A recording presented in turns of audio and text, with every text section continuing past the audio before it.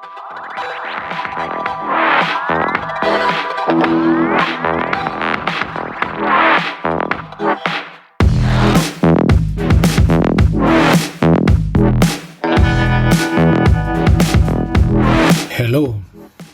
I am Police Lieutenant Colonel Aguros, and luckily I had just found my souvenir pictures during the end of mission of my tour of duty as a member of the Philippine contingent and as a peacekeeper at the United Nations Hybrid Operation in Darfur, or UNAMID, in West Darfur, Sudan. As a background, the African Union United Nations Hybrid Operation in Darfur is a joint African Union and United Nations peacekeeping mission formally approved by United Nations Security Council Resolution 1769 on 31st of July 2007, purposely to bring stability to the war-torn Darfur region of Sudan, while peace talks and a final settlement continue. Its initial 12-month mandate was extended to 31st July of 2010. As of 2008, its budget was approximately $106 million per month. Its force of about 26,000 personnel began to deploy to the region in October of 2007. The 9,000-strong African Union Mission in Sudan, or AMIS, which was previously responsible for peacekeeping, had completely merged into this new force by 31st of December of 2007.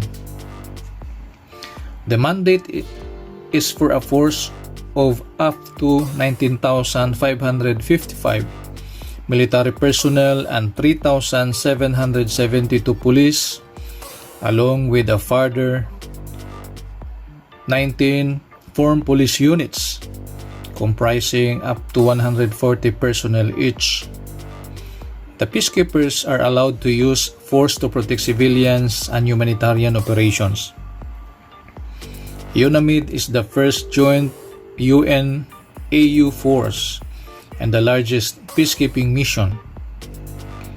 As of December 2008, it had deployed 15,136 total uniformed personnel, including 12,194 troops, 175 military observers, and 2,767 police officers, who were supported by 786 international civilian personnel, 1,405 local civilian staff, and 266 UN volunteers. The preceding African Union mission in Sudan was organized in a number of sectors, each under the command of a colonel. When UNAMID took over from AMIS, some of the sectors were merged and sectors became brigadiers' commands. I was fortunate and humbly proud to say that I was once a peacekeeper assigned in UNAMID, who represented our country, the Philippines. We are more than 100 who was sent there, under with then Lieutenant Colonel Adilio Castillo as our contingent commander. We were there in the mission with our best for the past 1 year and 1 month. Michael Fryer was the police commissioner of UNAMID during our tour of duty, and he is a general from South Africa. The headquarters of UNAMID was located in El Fasher, Sudan, a plane ride from El Geneina Airport. I was assigned as a criminal investigation officer at the El Geneina team site, West Darfur, Sudan. By the way, where is Sudan?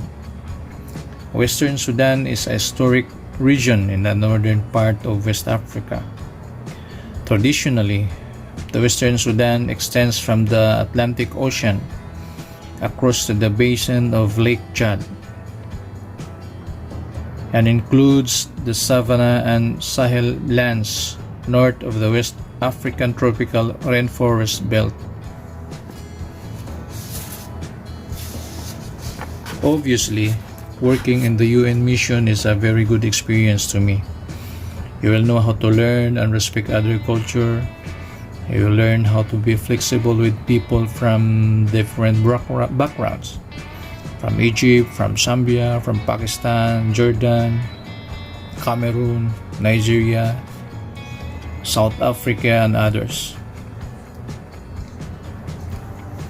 In El Janina team site, we are 3 in the office with my best friend and buddy from the Egyptian police, Abdel Khalik, and the other one from Zambia, which is Kunda Chibisa.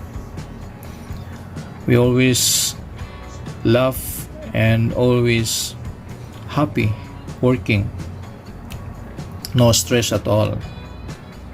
The only stressful situation is when we're outside following status of cases in Sudanese courts and military camps, and also in the internally displaced person camps. The mission was indeed full of good memories, Walde to ponder.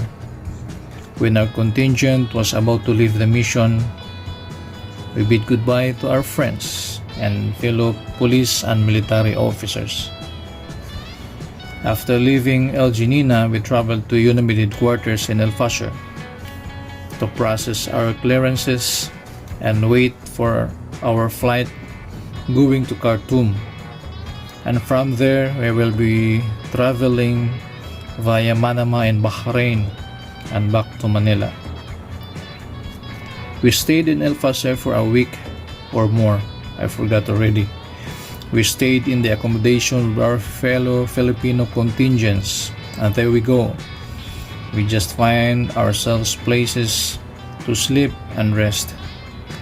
When we have nothing to do, we sometimes played basketball with very tall African people. Of course, our height has no match with theirs, but we can play better than them because they really play in soccer or football. What makes you crazy there, even if you're running for a long time, you will not sweat, and the air is also very strong.